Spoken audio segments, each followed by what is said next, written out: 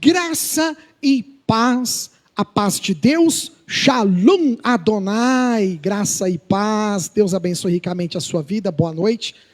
Meu nome é Júlio Ronque, estou pastor aqui na Igreja Metodista Livre de Rio Preto. Pode ser boa noite, pode ser bom dia, né? Pode ser boa tarde, no seu horário que você está assistindo ao corte da gravação do nosso canal no YouTube. Já deixo aí o convite para você se inscrever no nosso canal, @ImelRioPreto. Nós estamos nas principais redes sociais, depois vai sair aqui para você o link, né? Estamos no Instagram, no Facebook, no YouTube, nas principais redes. E depois vai estar saindo também o nosso site aqui embaixo, www.metodistalivre.org. A gente tem um site na internet, que estamos lá 7 dias por semana, tem muita coisa abençoada lá. Não está dando tempo do pastor atualizar o site, mas pelo site você entra nos vídeos do YouTube, está sempre atualizado com o último culto do YouTube lá, em nome de Jesus. Vamos para a palavra. Olha o tema, irmãos. Quaresma, um caminho de arrependimento, de silêncio e de esperança. Hoje nós vamos falar 3 coisas para a gente iniciar essa semana da Quaresma, né? E aí você fala, mas Júlio, Quaresma não é apenas uma coisa dos nossos irmãos católicos, né? Não, irmãos, Quaresma é algo que é de todo cristão, que é um preparo que a igreja, desde os pais da igreja, né, há muito tempo já se fazia esse preparo para chegarmos na ressurreição, que é a Páscoa.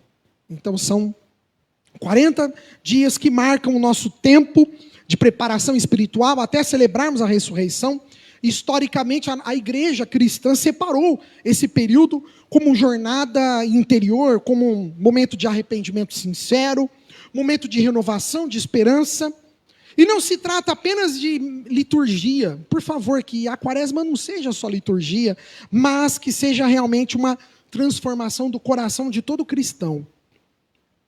Se todo cristão no Brasil e no mundo realmente deixasse nesses 40 dias essa reflexão de Deus, entrar no coração e mudar, a vida de muita gente ia ser transformada, viu? Biblicamente, irmãos, o número 40 evoca, né, a transformação espiritual, né? Foram 40 dias de chuva no dilúvio, 40 anos no deserto, 40 dias Moisés no Monte Sinai, 40 dias Jesus jejuando no deserto. Então veja o significado do 40, né, da Quaresma, ser para nós, na verdade, uma espécie de deserto pedagógico, o lugar onde Deus nos trata. E por isso que hoje nós vamos aprender 3 fundamentos espirituais indispensáveis para começarmos essa Quaresma nesse ano de 2026. Primeiro ponto que eu quero falar com vocês nessa noite: um arrependimento. Fala para quem está do lado aí, ó. Arrependimento. Fala para quem está do lado aí. Só que, irmãos, não é um arrependimento apenas da boca para fora, mas é um arrependimento genuíno. É como a pastora Suzy leu aqui no livro de Joel. Vamos achar lá? Joel capítulo 2, verso 12. É como está escrito no livro de Joel. Um livro que foi escrito por esse profeta, filho de Petuel. Joel é interessante que até hoje não sabe bem a datação, né, próxima desse livro, mas alguns acreditam que ele foi escrito entre o século IX e o século V antes de Cristo. Lembra que antes de Cristo os anos vão decaindo, né? Então ele começa no ano 900 e vai um período até os 500 anos, um cenário difícil para Judá. Lembra sempre, Judá, reino do sul. Lembra sempre disso, Samaria, reino do norte. Né? Nesse momento aqui, as tribos já estavam divididas, o reino norte e o reino do sul. E é interessante que o contexto aqui do livro de Joel é um dos momentos muito difíceis para Jerusalém, que é a capital, o reino do sul era Jerusalém, porque ela estava sendo atacada por uma praga devorando, né? Gafanhotos estavam devorando tudo que havia em Jerusalém. Era uma praga terrível. E Joel escreve de uma maneira profética, litúrgica, convocando nacionalmente o povo judeu para o arrependimento coletivo da nação, dizendo que aquela praga, que aqueles gafanhotos simbolizavam, na visão de Joel, A mão de Deus sobre um povo pecador que era Judá. Então Judá enfrentava uma devastação agrícola. Então você imagina o povo naquele momento economicamente não estava fácil. Porque quando falta comida, o que acontece? Os preços vão tudo lá para cima. Então os alimentos, a comida, a economia bagunçada, colapso econômico, crise espiritual. Ei, será que está difícil de parecer o Brasil nos dias de hoje? Crise econômica que a gente vem sofrendo, nosso dinheiro cada vez parece que vale menos. Aquele povo vivendo uma praga, e Joel dizia que era o dia do Senhor. Lá em Joel 2, capítulo 2, verso 1. Não precisa abrir não, eu fiz apenas uma pegadinha do texto, para a gente entender um pouquinho do livro de Joel. Que na visão desse profeta era uma expressão escatológica, uma expressão, para eles aquilo era o fim dos tempos, ia acabar tudo, mas não acabou. Glória a Deus, né? Para Joel aquilo era a mão de Deus pesando sobre o reino de Judá. E ele interpretava aquela calamidade, chamando toda a nação a uma conversão. Olha que interessante. Chamando toda a nação para uma conversão profunda. Vamos ler o texto? Vocês acharam aí? Joel, capítulo 2, verso 12. Na nova tradução na linguagem de hoje. Mas agora o Senhor Deus está dizendo: voltem para mim com todo o coração, jejuem, chorem e se lamentem. E em vez de rasgarem as suas vestes, as suas roupas, olha que lindo, igreja, rasguem o quê? Rasguem o coração, aleluia. Voltem para o Senhor, o nosso Deus, pois Ele é bondoso e misericordioso, paciente e muito amoroso, e está sempre pronto a mudar de ideia e não castigar. Olha lá, às vezes a gente vê o Antigo Testamento, né? É lógico que eu sei que tem passagens no Antigo Testamento que a gente olha um Deus terrível. O Deus dos hebreus, né? O Deus do Antigo Testamento, em muitas passagens é realmente um Deus que punha uma mão pesada. Mas vocês conseguiram, como a pastora ficou surpreendida com o texto, vocês conseguiram sentir a sutileza do texto de Joel? Um Deus, irmãos, olha aí André, ele falando para você nessa noite, irmão. Um Deus que está sempre pronto a mudar de ideia. Talvez eu e você, talvez nós, estamos caminhando pelo lugar errado. E Deus às vezes quer ir lá e nos castigar de forma dura, né? Não é assim que a gente faz às vezes com o filho? O filho a gente quer que ele anda por aqui, mas a criança está para lá, a gente vai lá e pega na... Não é assim? Mas olha aqui, ó. Deus está sempre pronto para mudar de ideia. É só a gente parar um pouquinho, igreja. Entender que esse Deus é bondoso, misericordioso. Aleluia. Que esse Deus é maravilhoso. Aqui a palavra voltem é usado um verbo no hebraico, shuv. Eu não sei a pronúncia correta. S-H-U-V. Shuv. E esse verbo significa retornar, converter-se, e é meia volta mesmo, meia volta. Porque se você der uma volta inteira, você volta no mesmo lugar, não é assim? Porque a gente não pode falar, dar um 300, não, dar 180 graus, não é? É meia volta, chuve. Esse verbo não é apenas demonstrando para nós uma emoção momentânea, mas é para a gente entender uma reorientação espiritual, que muitas vezes nós precisamos ter. Chuva implica numa mudança de direção espiritual. Quando Joel está dizendo para nós, rasguem o coração. Aponta para uma direção interior de cada um de nós. Por quê, pastor? Porque no mundo antigo, naquele tempo de Joel, rasgar as vestes era um sinal externo de dor. Quantas vezes a gente abre a Bíblia e vê lá, né? E fulano caiu com um saco de pano e rasgou suas vestes, não tem isso?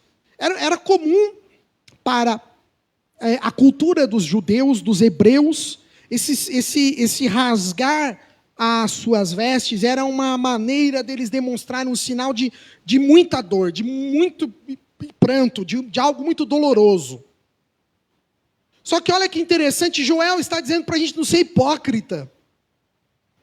Tem muita gente hoje dentro das igrejas que está rasgando as vestes, em aspas, por favor. Muitas vezes nós estamos apenas rasgando as vestes de maneira hipócrita, demagoga. Mas Joel está dizendo para nós, eu quero que vocês rasguem o seu coração. Aleluia. O coração é onde nós temos as decisões, a sede de todas as nossas decisões, das nossas emoções, da nossa consciência. Tanto é que no latim, cuore, que é coração, lembra que eu falava que significava cuore no latim? Tem um significado enorme, porque nos tempos antigos acreditava-se que o coração era onde guardava todas as emoções, e não o cérebro, como nós sabemos hoje, né? Mas o coração. A quaresma aqui, ela está dizendo para nós, não adianta apenas o exterior. Eu vou deixar de comer isso, eu vou deixar de comer aquilo, eu vou deixar de fazer isso, eu vou deixar de fazer aquilo, tudo bem. Ei, é muito bonito isso, amém. Para você que faz os seus votos, fique em paz, meu querido, eu não estou criticando nada. Mas Joel está criticando, dizendo que se nós tomarmos atitudes apenas externas e continuar por dentro a mesma coisa, não adianta nada. Chama hipocrisia. A quaresma ela tem que começar no nosso interior, de dentro de nós. É interessante que eu vou ler agora um teólogo metodista inglês. Eu já falei sobre o Pope, William Burt Pope. Ele foi um teólogo metodista inglês, inclusive ele que fez toda a sistemática da teologia wesleyana. Esse Pope, ele faleceu em 1903. E o Pope, ele ensina que o arrependimento, ele não pode ser apenas uma mera tristeza. Eu fiquei triste lá com o que eu fiz. Não é apenas esse sentimento. Mas o arrependimento, na visão desse teólogo, é algo de uma mudança moral, que é operada pela graça preveniente de Deus, ou seja, pelo Espírito Santo, que conduz à fé salvadora. Olha os teólogos metodistas sempre ensinando a gente, né? Ele confirma que o arrependimento ele é cooperativo e que Deus nos chama ao arrependimento e nós correspondemos a ele. Por isso que é um ato cooperativo. Portanto, a quaresma, irmãos, ela não é apenas um autoaperfeiçoamento moral, mas a quaresma ela precisa ser uma busca. E aí, a pergunta que Deus fez enquanto eu preparava esses textos da quaresma: será que na vida da gente tem algum momento que a gente precisa dar meia volta? E aí?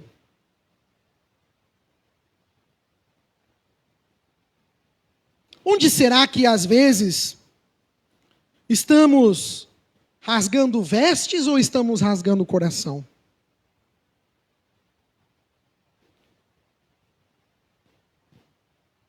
Que áreas na vida da gente, por fora está tudo bonito, mas por dentro, tá? Como que Jesus falou, sepulcros caiados, não foi isso que Jesus falou? Por dentro vazios. Será que tem alguma coisa na vida da gente que está assim, irmãos? Esses 40 dias é para a gente refletir isso. O que eu preciso realmente mudar? O que eu preciso realmente melhorar? Quaresma ela tem que começar no nosso coração, um coração diante de Deus disposto a mudar. Porque se eu fizer meus votos são muito bonitos. Eu voto disso, voto daquilo, né? Eu não vou comer isso, eu não vou fazer aquilo, eu não vou beber isso, eu não vou beber aquilo. Votos são muito bons. O ascetismo, né? O que é ascetismo? É eu pegar minha própria carne e eu flagelá-la. Porque quando você deixa de comer algo que você gosta, não é difícil? Opa! Você está se flagelando. Isso é ascético, é doutrina ascética. É aquela doutrina onde eu tenho que ter um sofrimento. Através de um sofrimento eu vou me purificar. Não estou dizendo que isso é errado, não. Amém. Quem faz esse tipo de coisa, e é importante o jejum mesmo, está certo fazer. Glória a Deus. Mas, se fizer um jejum e a tua vida continuar a mesma, a grande crítica de Joel é essa: não vai adiantar nada. Então a primeira coisa, um arrependimento verdadeiro. Então agora fala para quem está do lado, que seja verdadeiro. Sabe, irmãzinha, que seja verdadeiro aí no fundo, minha benção. Você de casa, que seja verdadeiro aí na tua vida. Não dorme não, meu querido, minha querida. Segundo ponto, já estou encerrando. Segundo ponto. O silêncio. Quaresma é tempo de silêncio. O deserto, irmão, quando olhamos para a Bíblia, vamos viajar lá para Marcos, vai abrindo aí, Marcos capítulo 1. O deserto, quando a gente vê na Bíblia, quando a gente estuda na Bíblia sobre o deserto é lugar de sofrimento, de purificação. É lugar onde a pessoa passa e ela é provada. Deserto não é fácil. Cada um tem seus desertos, são momentos diversos na vida da gente. O povo hebreu tiveram vários desertos para passar. Não foi só 40 anos no deserto, eles tiveram seus desertos. Aqui o livro de Marcos, um dos primeiros livros, né? Eu sempre gosto de registrar isso, que Marcos foi, a teologia diz que foi talvez o primeiro livro do Novo Testamento que foi escrito. Talvez entre 60 a 70 depois de Cristo, mas tem teólogos que dizem que é bem antes, né, esse livro. E Marcos escreve justamente para os cristãos gentios, muito provavelmente para aqueles cristãos que estavam, inclusive, em Roma. E é interessante que Marcos, ele declara esse Cristo maravilhoso para nós. Tu és o meu filho amado, quando em Marcos capítulo 1, verso 19, inclusive foi um texto que olha como é teologia, né? Eu fiquei um semestre inteiro, a gente assistiu um culto de 1 hora, né? Que 1 hora dá? 28 minutos de pregação. Eu fiquei um semestre inteiro da faculdade, de uma matéria, estudando apenas Marcos capítulo 1, verso 19. 6 meses, André. Um semestre inteiro estudando um único versículo. Para você ver como que teologia ela é profunda, né? Um negócio que é uma vastidão. E é interessante que Marcos faz esse registro, sendo quando Cristo é batizado e vem a voz do alto dos céus, dizendo: este é o meu filho amado em quem me comprazo. E ficamos 6 meses estudando isso. Vamos lá, acharam aí? Marcos capítulo 1, verso 12. Logo depois, o Espírito Santo levou Jesus para o deserto. Ali, ele foi tentado por Satanás durante 40 dias. Irmãos, Jesus foi levado aonde? Ao deserto. Queridos, passar o deserto não é fácil. Cada um tem a sua maneira, cada um tem o seu jeito, mas não esqueça de aprender com o Mestre Jesus. Ele passou o deserto e ele venceu aquele deserto. Então, se você quiser aprender, estude Jesus no deserto. Copie aquilo que Jesus fez no deserto. Não precisa ficar 40 dias sem comer, não. Fique em paz, isso aí eu libero 6. Mas se aprofunde e estude Jesus aqui no deserto. A expressão levou ekbalei, no grego, significa lançar para fora, impelir com força, ou seja, o Espírito que levou, presta atenção, foi o diabo que levou Jesus para o deserto? Não, foi o próprio Espírito do Senhor que o impeliu para fora, que o levou ao deserto. O Espírito impulsiona Jesus ao deserto. E lembra, gente, deserto não foi erro geográfico, não. O Espírito Santo não jogou ele ali por erro, não. O deserto, pelo contrário, era uma agenda de Deus na vida de Jesus. Estava programado para que ele passasse por aquele deserto. Às vezes você fala assim, eu estou sofrendo esse deserto agora, é alguma coisa que eu escolhi. Será que foi mesmo? Pode até ser. Mas o deserto de Jesus, ele não escolheu passar por aquele deserto. Vocês estão entendendo? Ele foi levado até lá, aquele deserto.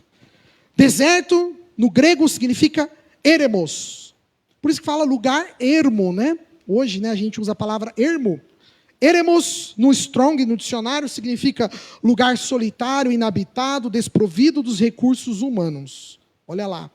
lugar desprovido dos recursos humanos. O deserto revela para nós, irmãos, dependência total de Deus. E justamente esse tempo de quaresma é nós aceitarmos, sermos conduzidos espiritualmente, muitas vezes a esse lugar de silêncio, de reflexão, de pensar em tudo que fazemos ou que fizemos. Um teólogo chamado John Miley, esse aqui já é um pouquinho mais anterior, faleceu em 1895. Ele era um teólogo metodista norte-americano, né, estadunidense. E o Miley, eu já falei sobre ele, o Miley, era o defensor da santificação progressiva. Olha que interessante. O Miley, ele defendia essa tese de que aos poucos, progressivamente, nós vamos alcançando santidade mais santidade, e a da liberdade, cooperando com a graça.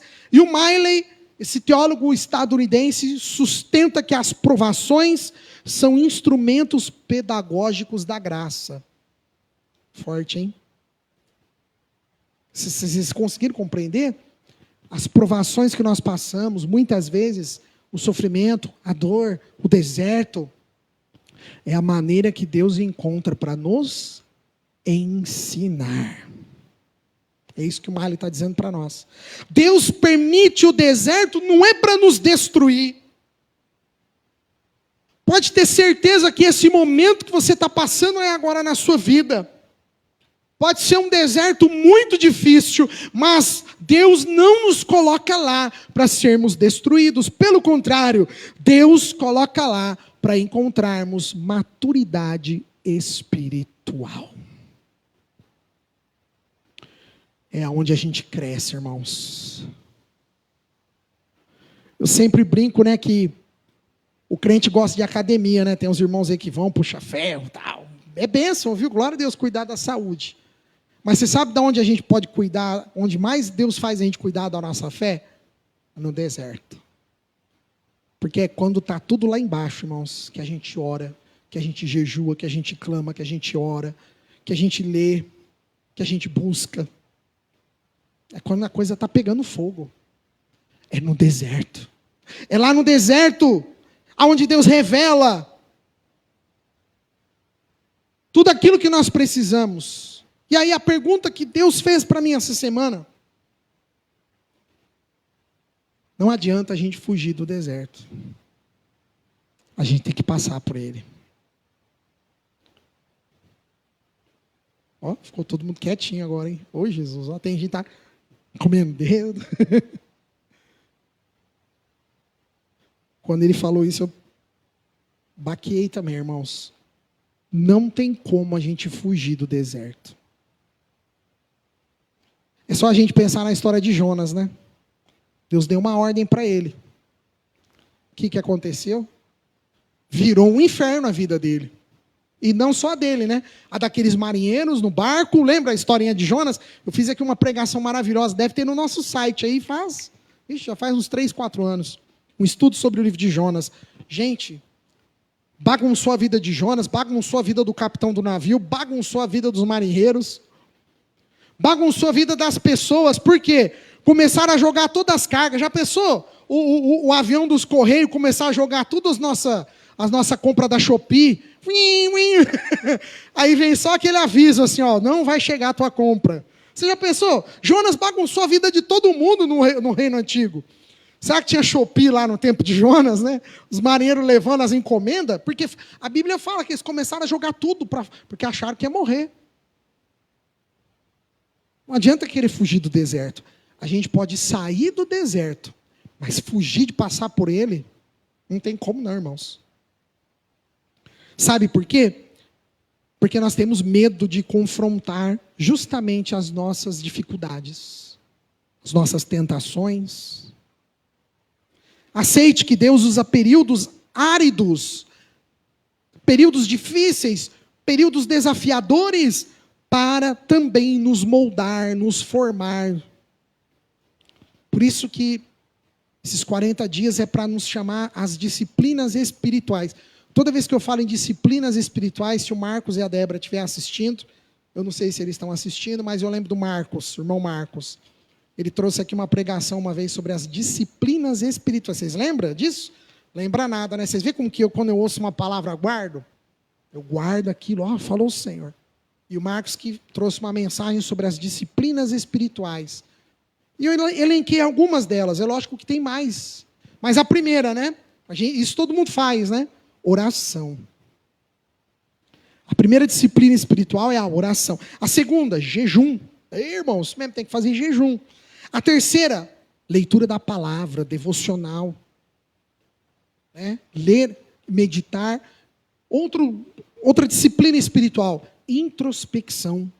Falar consigo mesmo sobre aquilo que você leu, aquilo que você está aprendendo.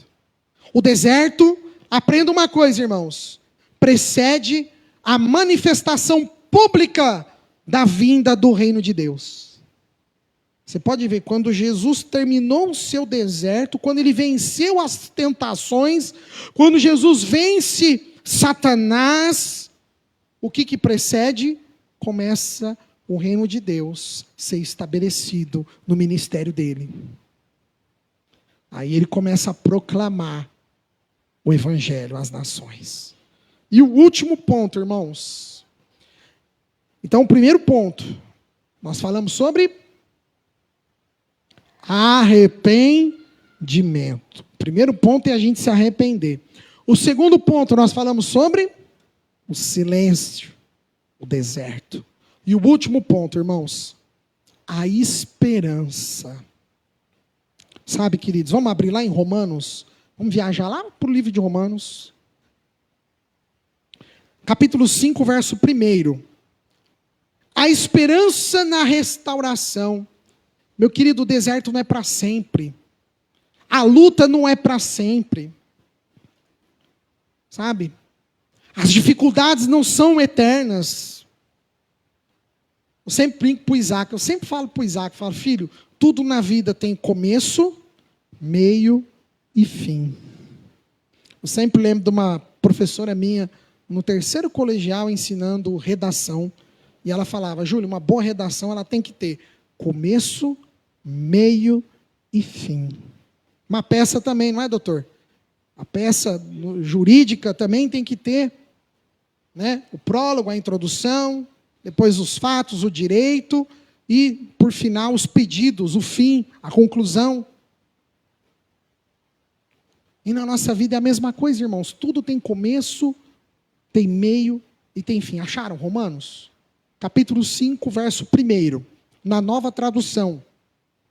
Portanto, agora que fomos aceitos por Deus por meio da fé, temos paz com Ele por meio do nosso Senhor Jesus Cristo. Vamos parar por aí. Meus queridos, qual que é a nossa maior esperança?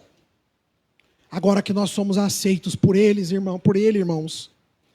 Paulo está dizendo aqui, olha, vocês, cristãos de Roma, que foram aceitos por Deus por meio da fé, agora vocês vão ter paz com esse Deus. O evangelho é isso, né? É a gente se reaproximar de Deus. A criação, a criatura reaproximando-se do Criador da sua criação. Esse livro de Paulo, endereçado para os cristãos que viviam lá em Roma, foi escrito mais ou menos 57 depois de Cristo, enquanto Paulo estava em Corinto. Olha que interessante. Numa das viagens de Paulo a Corinto, ele escreve o livro de Romanos, e é uma exposição. Se você quiser aprender a palavra de Deus, eu sempre falo que tem 2 livros maravilhosos no Novo Testamento, que todo crente, é lógico, né? Todo crente tem que ler a Bíblia toda, larga a mão de ter preguiça. Você consegue ler a Bíblia toda em menos de 1 ano, tranquilo. Mas 2 livros que você tem que ter já de cabeça é João, que é um livro que você entende Jesus por completo, e Romanos de Paulo. O livro de Paulo aos Romanos é toda a teologia sistemática. Então, se você quer aprender a teologia de Jesus, a teologia paulina é maravilhosa, e aqui Paulo, com seu texto argumentativo, ele desenvolve justamente a questão do pecado, da justificação, e aqui em Romanos 5, Paulo ele começa dizendo para nós: fomos aceitos. Eu e você, irmãos. No grego, dikaitotentes, dikaioentes. Nossa, é difícil falar, né? Significa ser declarado justo, absolvido judicialmente. Olha lá, provavelmente no direito romano tinha lá, na absolvição do juiz, dikaiotentes. Não é apenas um sentimento, mas é uma posição legal. Não é apenas o juiz te declarar inocente, mas é você tomar a posição de inocentado. É diferente. Tem pessoas que Deus já limpou o passado dela, que Deus já restaurou a vida dela, mas ela continua vivendo como se ela ainda fosse no passado. Irmãos, aquilo que Jesus já fez, presta atenção, está feito. Filho, filha, aquilo que Jesus já fez, está feito, acabou. Vamos lá, estou encerrando. Ao mesmo tempo, Paulo diz que, por sermos aceitos, nós vamos ter paz. Eu até lembrei no nome da avó do Rafael, a dona Irene. Que Deus abençoe a dona Irene, né? Saudades, né? Eirene significa paz. Então o nome dela provavelmente é uma ramificação do Irene, Eirene. Não apenas a ausência de conflito, mas essa paz que aqui no grego fala para nós, é uma paz que fala sobre reconciliação. Eirene significa paz, reconciliação. E o último teólogo que eu quero falar justamente nesse tema agora, Richard Watson. É um teólogo inglês metodista que ele sistematizou toda a teologia de Jacobus Armínio, ou seja, o arminianismo metodista. E é interessante que Watson, olha o que ele falava. Ele defende que a justificação é um ato imediato da graça mediante a fé, trazendo paz objetiva com Deus. E a santificação que flui essa paz. Nossa, Júlio, está tão difícil para entender isso, esse linguajar, né? Vamos esmiuçar isso para simplificar, para você entender o que esse teólogo Richard Watson está explicando para nós. Ele está dizendo o seguinte, que quando nós somos justificados pelo Espírito, pela graça e pelo sangue do Cordeiro, imediatamente começa a mudança na nossa vida. Imediatamente a graça começa atuando na nossa vida. Quaresma, ela não é um caminho para nós merecermos o perdão. Então não adianta eu vou deixar de comer isso, vou deixar de comer aquilo, eu vou deixar de beber isso, vou deixar de beber aquilo. Lógico, mais uma vez, repito, defendo todo tipo de voto que você faz com Deus, fique em paz, não estou sendo contra. Mas eu só estou querendo te dizer uma coisa, que não é isso que vai fazer você merecer perdão. Nada que nós façamos. Mas a quaresma, ela é o próprio caminho para nós descobrirmos esse perdão. Para nós recebermos esse perdão. Para nós alcançarmos esse perdão através da graça de Jesus. Agora você consegue entender o que eu quero falar? Não é o voto em si. Não é o que eu faço em si, não. Mas é o caminhar nesses 40 dias. É o renovar nesses 40 dias. E aí eu pergunto, quanto crente hoje que fica vivendo vida com penitência? Mais uma vez, não é que eu seja contra os votos. O que é penitência? Penitência são os votos. Ah, não, eu vou deixar de tomar isso. Ah, não, eu vou deixar de comer isso. Ah, não, eu vou deixar de fazer isso. Ah, não, eu vou deixar de ir nisso. São votos, são propósitos que as pessoas fazem. Isso chama penitência. É você punir a sua própria carne. É um ascetismo. Estamos vivendo achando que é a penitência que vai nos levar à esperança? Não, irmãos. A penitência ela é o caminho, mas é a nossa fé que nos leva a Cristo. É a nossa fé que nos leva à graça. É a nossa fé que nos leva ao perdão de Deus. Você pode ficar sem comer durante 1 ano, meu querido, minha querida. Não vai adiantar se o teu coração continuar amargo.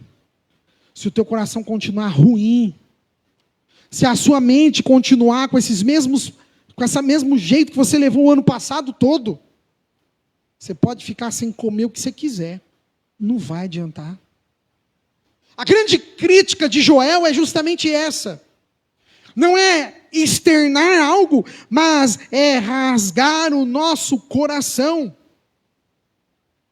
É profundo. Você quer encontrar a paz real ou apenas uma paz de religiosidade? Fui no culto, estou bem com Deus. Tá, mas chegou em casa, chutou o cachorro, bateu num papagaio, gritou com isso, xingou aquilo, falou aquele outro, está nervosa, está nervoso. E aí? Adiantou? Desejou o mal? Uma das coisas que eu mais ensino meus filhos é: não desejo o mal. O que Paulo nos ensina na palavra de Deus? Paguem o mal com o bem. Isso tem que ser um princípio na vida da gente, irmãos. É difícil, Júlio? Aí, ó, uma disciplina espiritual. Pagar o mal com o bem, irmão. Difícil. Mas isso é cruz. Isso é carregar a sua cruz. Carregar a cruz não é você pôr uma roupa bonita e vir no culto de domingo. Não é você vir aqui à frente pregar, o pastor, que bênção. Pastor, homem de Deus. Meu querido e minha querida, se eu não me arrepender igual a vocês, todos nós somos seres humanos diante de Deus. Somos filhos de Deus. Não tem diferença nenhuma. A diferença que tem é quem realmente fica arrependido diante de Deus ou quem apenas simula estar arrependido. Deus conhece o nosso coração. A gente pode até demonstrar uma religiosidade aparente. Por isso, Quaresma, estou encerrando, é um retorno sincero à nossa religiosidade, ao nosso Senhor. Quaresma é aceitar passar pelo deserto. Se você tem deserto, aceite. Às vezes é muito pior ficar contrariado, contrariada. Quaresma é tempo da gente renovar a esperança. É Cristo. Não apenas um tempo litúrgico, de formalidade, mas Deus quer algo de transformação profunda em nós, igreja. Que a caminhada desses 40 dias nos conduza a um coração verdadeiramente quebrantado. Que a gente possa chegar na Páscoa, na ressurreição, com espírito disciplinado, com uma fé viva. E não se esqueça, então, os 3 pontos. O primeiro, arrependimento.